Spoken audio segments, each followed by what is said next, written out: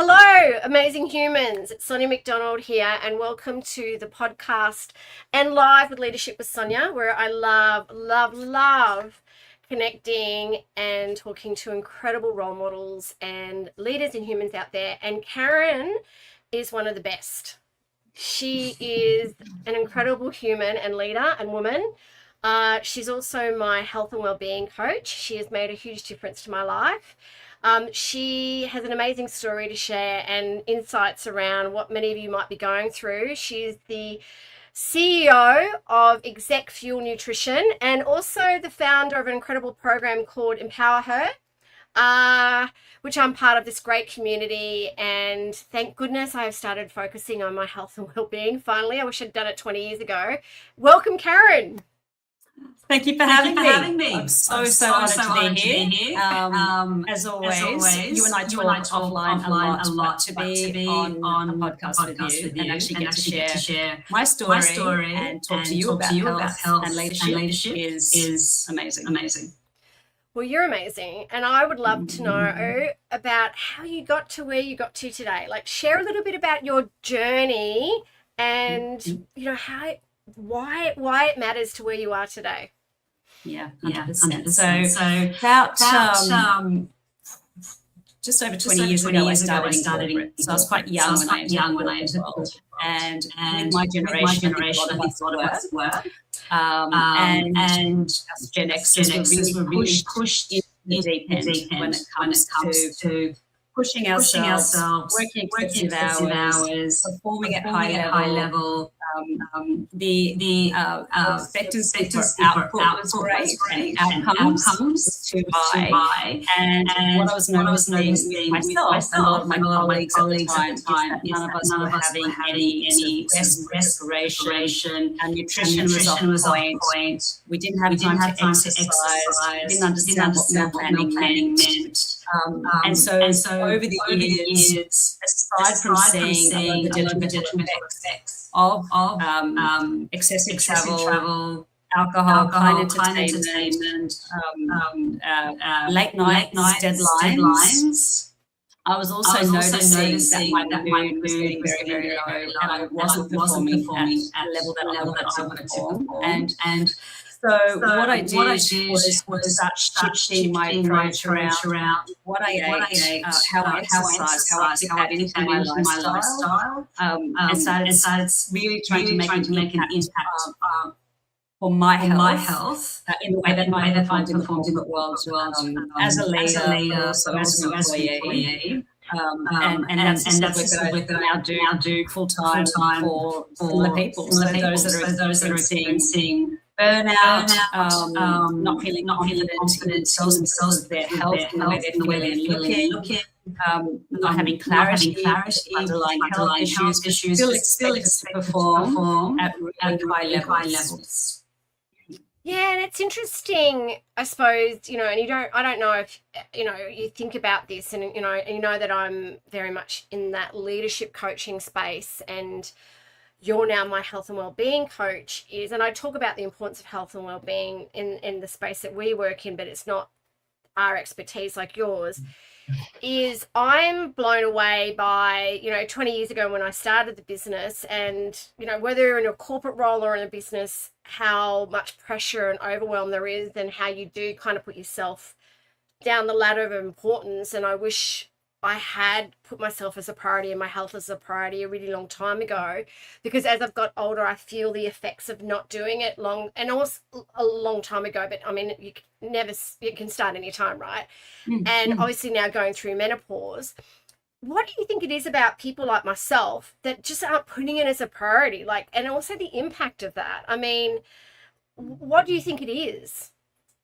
I think it really is. We come from a generation and place where we are taught to prioritize ourselves foremost. Okay? So we've sort of thrown through a world where, like I said earlier, we had to perform, do that at all expenses, put a lot of pressure on ourselves, took on a lot of external pressure to bring out results and outputs that were really quite unrealistic. So to do those meant putting your health aside, but at the same time, like I said earlier, we weren't really taught to prioritise that and understand that is actually the core of what will help you ultimate your best. In any role, whether it is in a senior executive role, whether you're just even as a parent, for example, if we're not really prioritising first and taking the steps that we need to ensure that strong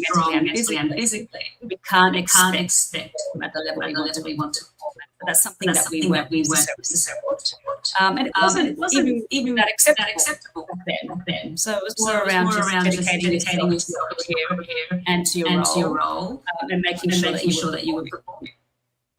Do you think it's more, do you see it, I mean, obviously you coach lots of different people and you've worked with so many different people. Do you think it's more women versus men, or do you think it's equal, like in terms of, are you seeing women not prioritizing their health, or do you think it's just across the board, it's everybody that you feel that are in exec roles or running businesses that they tend to kind of go, career or family first, this first, and then, I'm way down the list. Like, do you see there's a theme? There's absolutely a theme across the board with both men and women.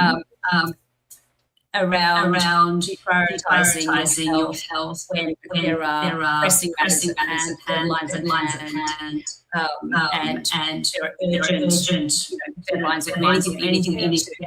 However, what I do see is definitely a large percentage of women that fall victim to this. And a lot of it is socialised from a young age to be the giver, prioritising ourselves, so that everybody else is doing well despite our own well-being, and then we take care of ourselves later.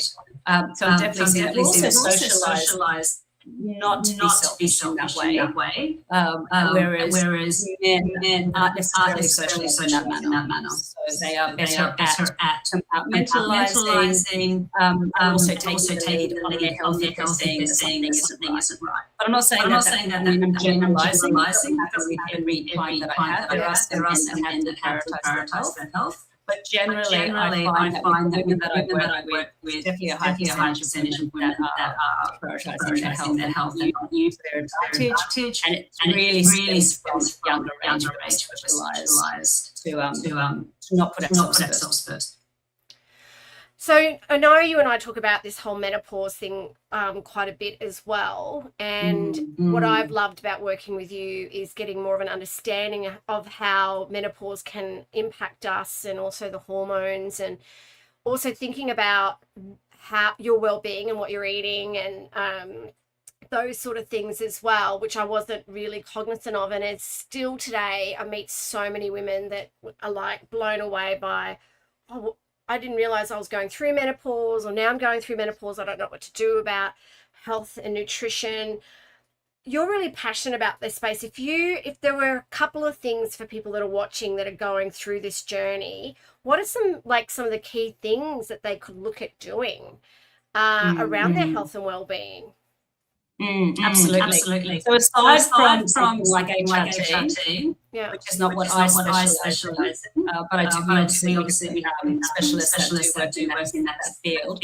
My specialty is ensuring that your diet, i.e. your nutrition and your fitness, are meeting your unique perspective life. So especially for women who are going through men at the moment, I really feel quite strongly around the increase in protein intake. Not necessarily meat, for example, but from plant-based sources.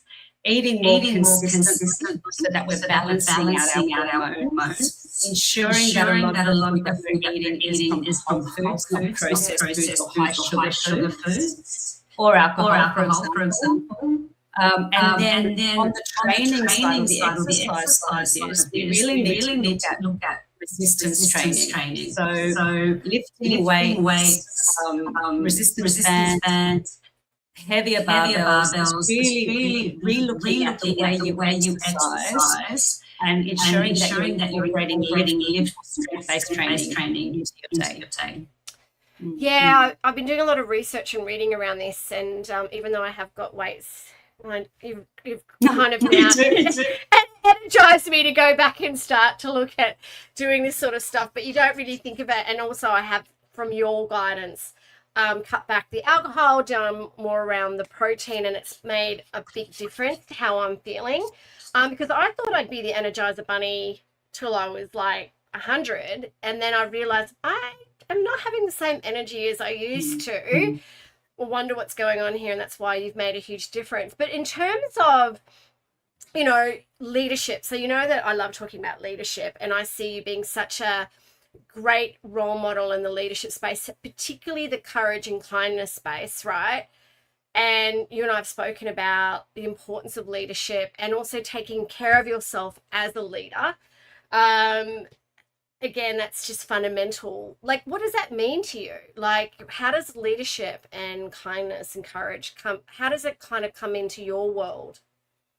As courageous and kindly. Yeah. Oh, sorry. Yeah. As courageous and kindly is really about having the strength to make tough decisions while you're still leading with the authenticity for me. Yeah. So I think this is really what true leadership. It's not so much around driving results. Because results will come if you're a great leader. It's more about creating an environment where they're feeling empowered, thriving, they're feeling valued, I think. And then understanding that with respect to that, the work that I do in women, for example, it really is around optimizing their health and energy so that leadership starts where they start to take care of themselves first. So you have the capacity to lead others in a kind, courageous, and empowered way if you are taking care of yourself first.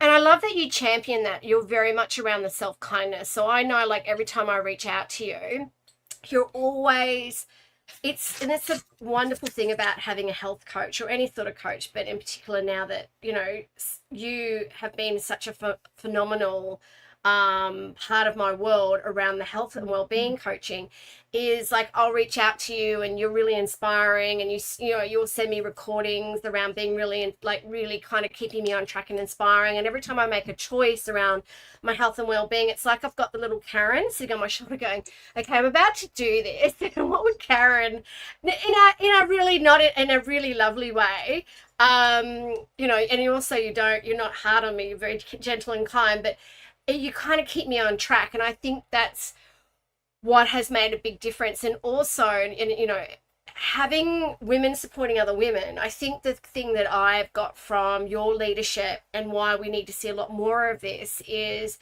women having other people's back, and women helping other women around, cheering them on and making sure that they're there for them. And I think that's what I've loved about your leadership and your kindness and courage, is that you would do anything to support another woman. And I think that's amazing. My theory is it's not a zero-sum game. So I love that. Nobody wins at the end if we're trying to kill each other. So it really is around supporting, lifting each other up.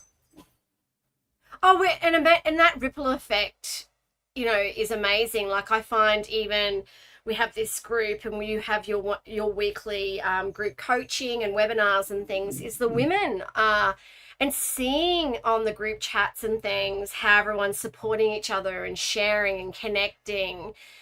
There's such power in that community. There is. They're incredibly strong women, and some of them have come from places where they weren't feeling incredibly strong. But having that support, having that community has really built up their confidence, their skills, and their self-care is really evident now. Have you ever had someone like that in your life? Have you ever had someone say something or do something? Have you got that role model or that person that's made a difference to who you are? Not necessarily, I hate to say. I think it came For me, it came from a place of not having a role model. Great. So yeah, just being completely about that. I get asked this question a lot. And I think what happened to me is I got to a point in my life where I think I need to be that role model. But isn't that great though? Like I love that. I think I just had to own it and say, actually, I've seen too much of this, and I'm seeing women really metabolize their success and play small. And on the other hand, I've also seen women, especially in the corporate world, really trying to undercut each other and playing a game that isn't necessarily fair or even for themselves. So I think it's time for us to step up. I agree. It's being the change that you want to see. You know, I've definitely encountered both sides where I have had a couple of really great role models, but I've also probably had erred on the more people in my life that have had a not so good impact. And I suppose, again, it's that choice of going, if my legacy, like, what does that look like to me? I want to be the best I can be. So I think being the change that you want to see, I think, and you're an incredible role model. You know, I think, what you're doing and making a difference to so many people like that, including myself, on a topic that I know I've said this before, I wish I had focused on this a lot sooner, a lot longer ago, that, you know, now I can see you're having a voice around this, and more people need to be taking care of their health and well-being. I think we've become so focused on, I don't know, like I'm seeing it, getting into the busyness, getting into keeping up with the Joneses, and not kind of going, actually, what brings me joy? How do I be my best self? How do I take care of my health and well-being? I don't know if you're seeing that, but I think it's fundamental that we shift our thinking around how do we take care of ourselves, around self-kindness, compassion, and that's focusing on our health. Exactly. I think it's, the reason leadership is important to me and why it matters is and why it's such a huge part of my life is because it really is around making an impact. So whether that be at an organisational level or personal level, I think having been in the corporate world, having built businesses, and I really do see hand how the well-being leader actually influences the success of their team. So if they're not in a good space, the team is not in a good space. That's so true. I call it mirror neurons, right? Like if they're coming in and they're not, it's contagious, and it makes a huge difference. You know, I even the other day I was running a leadership program and I asked a group about how they're taking care of their health and well-being. Blown away. Like, you know, I just come into work at 7, I don't finish till like 6:30, or I don't really have time to think about what I'm eating, or I don't have time to go for a walk or go to the gym. And I'm like, wow, like that's actually going to really impact you in the long run. And they just look at me like, oh, okay, I didn't even like think I needed to think about this stuff. And I went, yeah, I know, like you're in your 20s and 30s. It will start to, when you get to your 40s or 50s, it'll catch up to you. So tell me about, I mean, obviously I know it very well, but I know a lot of people here that are watching or listening don't. Tell me about EMPWRHER. Like, such an amazing program. Share everything that you're doing on this. It is incredible. That's lovely. EMPWRHER is a 6-month self-paced online course program. However, there are elements of it that are very high touch. So it is a premium program where we do have live calls. You do have access to me throughout the entire program. And it's really focused on helping high-achieving women to develop themselves both personally and professionally through better health. So whether that just be physical health, or that be a combination of physical and mental health, we go through 6 months of working through the steps needed to get to a point where feeling confident, feel and look your best, you are feeling fitter and you have some new routines in place and niches in place that are helping you to get to that next level. And as I said, professionally and personally. So like I said, you can't really, especially with leaders, most of the women in the room are in a leadership position. I mean, we're really struggling with fatigue, lack of energy, motivation, unstructured diet, emotional eating. So all of those sorts of things are going to impact how you perform, alongside a myriad of other things that you're facing at the moment. So Empower Her really is around ensuring that by the end of this month, we're coming out of it a stronger, more resilient woman. And I know, because I went through the journey with you, some of the things that at the start you got me to do were a bit confronting. But tell me, and obviously, you know, you do need the data and you need to understand like where you're at. You know, I get that even from a leadership coaching perspective. But in terms of like the journey and the different things that you help women with along the way, what are some of the things that they can, like in terms of the self-paced program, what are some of the things they're going to discover, like in terms of like knowledge and things like that, that's going to really support them? So it's really around three pillars, which is what most of my programs are based on: nutrition, psychology, or mindset, and lifestyle integration. So in terms of nutrition, what we really go through is understanding what nutrition means to you, both from a food perspective, but also an emotional psychological perspective. And then we obviously go through some of the basic elements of nutrition, so your macronutrients, how to time your foods, how to meal plan, what to look for when you're planning or when you're choosing foods. And then we also delve into the psychology of nutrition, which is talking through and helping you, coaching you through emotional eating, building resilience, what to become aware of when you become stressed, or are you using food as a dopamine provider? Then learning the techniques to actually stop the routine so that you can create your routine around psychology.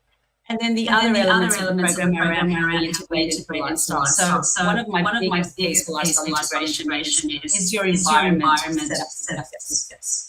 That your home environment and your work environment, are they set up in a way that you are actually succeeding? And that could be things like what does your workspace look like? Is it cluttered? What does your kitchen space look like? Are there foods in there that need clearing? Oh, are you looking around? Going, oh, you're gorgeous. But sort of understanding, you know, how do you integrate that? And then I help the women pre-plan things like, are they traveling for work? Are they entertaining? Are we going through serious deadlines? And all the tools that come around or are required to handle that regressing back to the way you were before you started. I love those three pillars, and I'm going to share my experience for everyone that is watching around how it made some of the things. There were so many things that made a difference, but a lot of the things that I'm a lot more cognizant of now that I'm working with Karen, okay, definitely was the alcohol. So I'm going to put it out there. And I know lots of people that I work with are the same. So if you're watching this and being a bit judgy, don't judge, because I'm sure that you're having a glass of wine after work too. But I was coming home and you know, and it was kind of my kind of switch. Like I'd go, oh gosh, stressful day at work, come home, pour a glass of wine, and immediately I'd feel relaxed. Like it was kind of like, and what Karen was helping me with was like, what was that thing that was kind of taking me that time between wanting to have a glass, where that space between pouring and kind of thinking about what am I doing to my body and all this. And also, you know, every time I'd go, oh, okay, I'm going to go up to the bottle shop and buy a bottle of wine.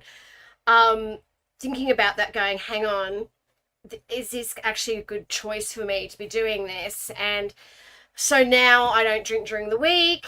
There's actually some great non-alcoholic beers out there. And that's made a huge difference. But also you taught me, so you're in the room, I shouldn't say Karen taught me, that around to think about, like, when I'm having a glass of wine, my body is focused on that, not focused on like the neutral. I think it was around the nutrients when I was having dinner. It was trying to break down the sugars and the wine, not the food. Is that correct? Not the food. Yeah. So that kind of made me go, okay, this isn't good for me. The other thing I did, and you'll be very proud of me over Christmas, is I went through my whole cupboard during Christmas time, and Karen taught me how to do this. I was blown away because I was looking, I don't really look at the ingredients of food. So when I buy food, I don't really look at the ingredients like the sodium or the sugar or the carbohydrates. And I went through my whole cupboard during the break, and I was blown away how much food, there was a lot of food that was expired, but how much food was that? Because I'm like, oh my God, I have time to do this, but I thought I have to break a wheel. Had such high contents of sodium and things that I thought, this isn't like good for me. And so it's made me a lot more now cognizant of when I go shopping, what am I shopping for? I'm eating a lot more protein, which has made a huge difference. So it's those sort of things I've kind of gone, well, now I'm nurturing my body and I'm really watching what I'm putting into this beautiful vessel of mine. And now I'm waking up feeling a lot more energized, a lot more joy, a lot more. So it's kind of like now kind of changed, you know, the game. Like I think that's the biggest thing that I've got from working with you. No, and also your incredible support. And also your incredible and being such a great cheerleader. But yeah, I know those are some of the key things I've got from working with you, which I just love. Oh, I love hearing that. I like hearing that it became more seamless because that's the intention of the program. It's not about just overhauling everything. It's about actually personalising it to you. What changes do you need to make that we can really focus on? No more than three. We're just working on those before you then move to the next stage. And if people would love, like, hearing this and watching this going, oh gosh, I really need that, how do they contact you? So you can reach me at ExecFuel.com.au. And usually for the program application that we go through, just to see whether it's the right for you, and if it's something that you're ready to embark on. Yes, I think that being ready, but I think as well what I love about working with you, because, you know, at the time I was a bit, I don't know if I've got time for this and all this sort of stuff, is you have to make the time. But I didn't find like I was pressured or it was too much. I found that it was great pace, great community, great support, great inspiration, great knowledge. So please check out execfuel.com.au. Please check out the programs and the coaching that she does have, because Karen's work is incredible. So oh gosh, yeah, it's just, again, women supporting other women and also great humans. You know, it's you're making a big difference to people's health and well-being, and that's just fundamental, you know, especially I look at, you know, we talk about menopause a lot. It's just going through this stage in my life, having that program and support with the unknowns of what my body was doing and hormone changes has made a massive outstanding impact to me.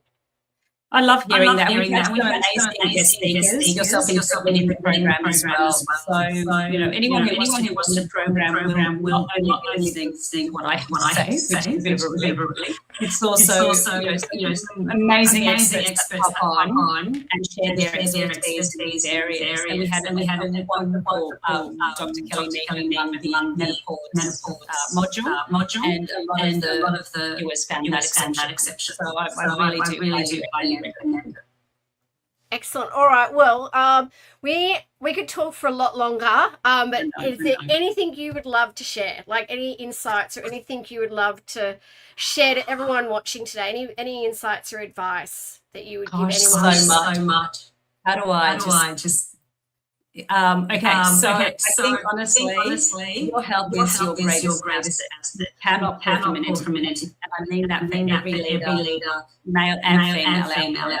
The more you invest in your energy, the better your decisions will be, more clarity you'll have, more resilience you'll have, and impact you'll have.